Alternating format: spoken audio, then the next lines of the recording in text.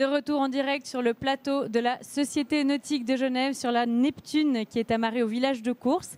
Avec le public qui nous rejoint, on sent que l'arrivée approche gentiment. Toujours difficile de donner une estimation, mais les bateaux pourraient attraper des thermiques de fin de journée qui les feraient accélérer en direction de Genève. Donc n'attendez plus avant de nous rejoindre ici. Mais on va tout de suite aller sur le plan d'eau en tête de course. Alors je parlais d'accélération, je ne suis pas sûre que les images le montrent vraiment, avec le D35W de Christian Wall qui se déplace, on va dire, sur ces deux coques, qui est en tête. Ils sont au coude à coude avec les TF35 qui les suivent, hein, Pierre-Antoine.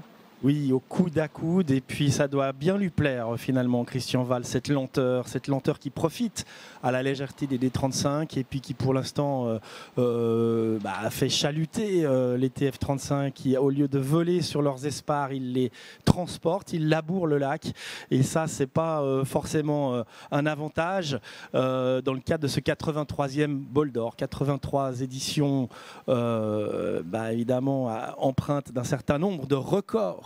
Et pour en parler, on accueille quelqu'un qui connaît bien l'histoire du Bol d'Or, Sophia. Tout à fait, Bernard Schopfer qui va me rejoindre, qui va nous donner quelques éléments clés, puisqu'il y a pas mal d'enjeux importants cette année, Bernard, si vous voulez nous en présenter quelques-uns. Merci Sophia, bonjour à tous. Oui. Alors chaque année, il y a toujours les enjeux du nombre de participants, du nombre de victoires par marin, de records absolus. Cette année, on a deux enjeux particuliers. On a Rafika qui peut remporter pour la 3e fois le Challenge Bol de Vermeil. Ça veut dire que pour la 3e fois, il peut avoir remporté la course 3 fois en 5 ans. Ce qui veut dire qu'il l'a remporté déjà 8 fois pour les bons calculateurs. Est-ce qu'ils vont y parvenir? Il faut qu'il soit premier monocoque sur la ligne d'arrivée. Un autre enjeu, c'est le nombre de victoires par marin. Et là, c'est Christian Wall qui est en lice. Il fait partie des 5 marins avec Philippe Stern, Philippe Dur, Pierre-Yves Joran et puis Alex Schneider à avoir remporté la course jusqu'à présent à 7 reprises. Si Christian Wall remporte la course aujourd'hui, ce sera sa 8e victoire. Il sera seul en tête de ce classement quand même très prestigieux. Pour l'instant, il n'est pas en tête. Hein. C'est bien Selmen Ardentis qui a passé la barge du Bouvray en tête. Le Psaros 40 avec Rafika qui n'est pas loin. Mais parlons aussi un peu de la jeunesse, Bernard. Il y a d'autres enjeux puisque un des favoris sur Ocalis n'est pas si vieux. Voilà, il y a plein de petites histoires, de petits enjeux, de statistiques amusantes. Arnaud Grange sur Ocalis Youth Team. Malheureusement, il a 1 an de trop, il a 20 ans. Il est 1 an trop âgé pour pouvoir prétendre à être le vainqueur le plus jeune de l'histoire du Bol d'Or Mirabeau. Ce dernier étant Sébastien Schneider, qui s'était imposé en 2016. Si je me souviens bien, 2015, il était âgé de 19 ans. Merci pour ces précisions, Bernard. Est-ce qu'on peut se rapprocher du record de rapidité pour cette édition ? On va plutôt regarder du côté du record de lenteur qui était de 31 heures, si je me souviens bien, ou quelque chose comme ça dans les années 50.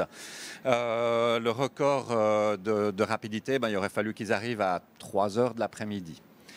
Voilà, vu que nous sommes déjà à 8 heures de course, merci pour ces précisions Bernard, mais il ne s'agira pas d'une année record cette année.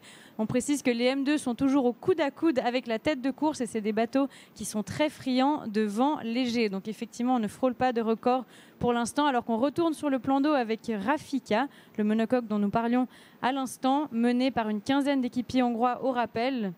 Ils doivent avoir chaud après 8 heures de course au trapèze. Ouais, Rafika, la terreur du Bol d'Or, hein, la terreur d'un certain nombre de courses.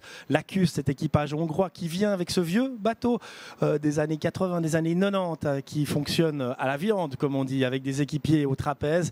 Rafika, dont nous avons posé, les équipes de Fort-EM ont rencontré les équipiers et on va les écouter sur leur motivation. Voilà, c'est un enjeu signé 4AM.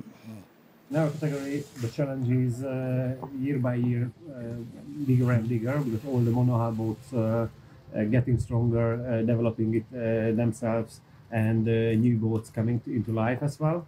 Every year there are more monohull, coiling monohulls. So for us, the challenge year by year to win in the category, and we managed that. We have won the last 2 years. The monohull category, so this year's challenge is to win on the 3rd time and bring home the Golden Cup from the Bol d'Or.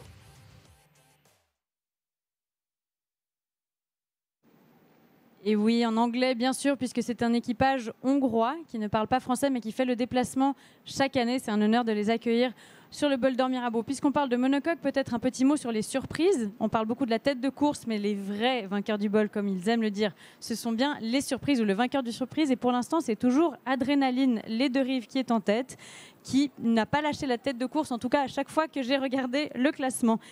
Suivi de peu par Miles of Blue et Cernef Immobilier. Le Mordicus Gyropiscine, qui est dangereux, n'est pas loin derrière. Mais avant tout, on va accueillir l'un des acteurs clés de ce Bol d'Or Mirabeau. Il s'agit de Bertrand Bricheux, qui représente la banque Mirabeau. Bertrand, merci d'être là. Qu'est-ce que vous faites aujourd'hui ici? Bonsoir. Avant tout, nous célébrons la fête du lac, parce que le Bol d'Or Mirabeau, c'est la fête du lac, avec ce village magnifique, ces nouvelles infrastructures. Le soleil est au rendez-vous avec nos clients, nos collaborateurs. C'est vraiment un bel événement. On aurait souhaité, un petit peu comme tout le monde, un petit peu plus de vent, mais voilà, on est ravis d'être ici. La banque, la voile, l'eau. L'eau, je crois qu'il y a une longue histoire avec votre banque.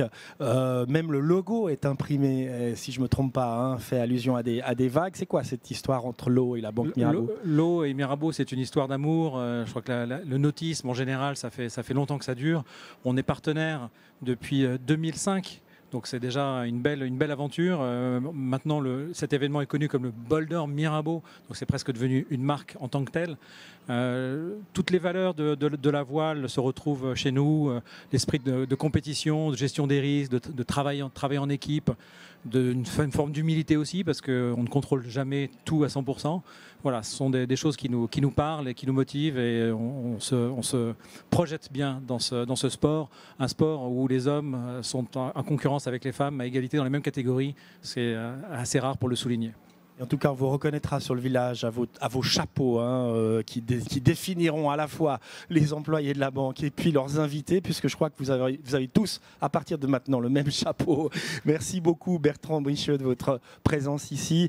On va retourner sur le plan d'eau, place au direct, place au sport, place aux images magnifiques, et on va rejoindre un TF35 qui n'est autre que Iliam 12 comptoirs immobiliers, qui n'est autre que le vainqueur de l'an passé, le premier TF35 à avoir gagné le Bol d'Or, Sophia. Et oui, tenant du titre, Bertrand de Mol et son équipe, alors qui a un peu changé, hein, puisqu'on voit une star bien connue des circuits olympiques. Billy Besson est à bord. Je ne vois pas bien l'écran, mais c'est peut-être lui à la barre. Je ne vais pas m'engager parce qu'on est au soleil. En tout cas, Johan pourra bien mieux en parler que moi. Johan, vous êtes tout près de comptoir immobilier ? Je suis en effet au travers de comptoir immobilier. Les images viennent de notre bateau. Et c'est Bertrand de Mol à la barre, Sophia. Billy est lui sous le vent en train de tactiquer avec le reste de l'équipage. On le voit effectivement. Actuellement, nous on est dans le Grand Lac. On n'a pas. Voilà, en bas, coque sous le vent, là tout devant, c'est Billy. Accompagné d'autres équipiers de prestige, Mathieu Vandam, et puis j'en passe et d'autres. Je ne vois pas Thierry Briand à bord ce week-end. On est donc du coup au milieu du Grand Lac, on a passé Lausanne là, et puis on les suit depuis un petit moment. J'ai l'impression qu'ils recollent avec Alinghi qui est un peu devant. Ils naviguent haut et vite par rapport au reste de la flotte. Ils ont réussi à conserver de la vitesse, et puis peut-être qu'ils feraient la différence dans ce passage-là. En tout cas, nous, comme vous le voyez à l'image, le vent est relativement calme, mais on avance quand même à 4-5 nœuds. Et c'est vraiment... nous, on profite aussi des images en direct. Et voilà, tout est à jouer pour l'équipage de comptoir immobilier Iliam 12. On l'entend, la vitesse, on l'entend au bruit de votre moteur, Johan, merci beaucoup. Et puis Bertrand de Mol, on lui a aussi posé quelques questions et on devrait l'entendre aussi dans un pré-enregistrement. C'est une grande fierté d'être le tenant du titre du Bol d'Or Mirabeau. On doit le défendre cette année et comme chaque année, on essaie de partir gagnant. Il faut vraiment pouvoir tout le temps être sur le fil du couteau pour réussir à tirer son épingle du jeu. C'est une course de toutes les minutes. L'année dernière, ça a duré 13 heures et les 5 premiers bateaux sont arrivés dans un mouchoir de poche. Alors pour ce Bol d'Or de l'année dernière, déjà on avait atteint le record d'être le premier bateau volant à gagner le Bol d'Or, et arrivé de nuit en plus. Évidemment, on recherche à battre le record ultime, le ruban bleu. Ces bateaux à foil ont été conçus pour battre ce record. Évidemment, il faudra les conditions pour pouvoir arriver à régater à ce niveau-là. On va beaucoup s'entraîner, on a la mise en place, on a un nouvel équipage avec des nouveaux arrivants qui sont Billy Besson, qui est le skipper anciennement du CLGP, venu avec son équipier Mathieu Van Ham. On a eu des développements technologiques avec un nouveau logiciel qui devrait améliorer le comportement du bateau. Maintenant, on est dans la mise en place des manœuvres, de l'entraînement, de l'amélioration, d'apprendre à vraiment maîtriser et connaître le bateau. La stratégie, c'est d'accélérer et ensuite aller plus vite. Le record ultime, il l'a cité, il le voudrait évidemment Bertrand De Mol après sa victoire de l'an passé. Le record ultime du bol d'or, c'est 1994, Riga 4. Peter Leuenberger, c'est ça, c'est à cette époque-là que des conditions météo exceptionnelles ont soufflé sur le bol d'or. Depuis, il a été battu à d'autres dates que pendant un bol d'or, mais ça reste 5h17 minutes et quelques secondes, sauf erreur de ma part. Je vous dis tout ça de tête, Sophia. Voilà, on va se retrouver, j'imagine, dans 1 heure. Oui, avec un dernier petit point, puisque ça change vite sur l'eau. DCM Systematic Advisor, dont on n'a pas parlé, est, semblerait-il, en tête, ou en tout cas pas loin du premier, non, troisième, pardon, donc un M2 qui est toujours sur le podium devant les décisions, les TF35. Donc c'est assez impressionnant de voir qu'après 8h12 de course, les M2, les décisions 35 et les TF35 sont toujours au coude à coude. Rendez-vous à 19h.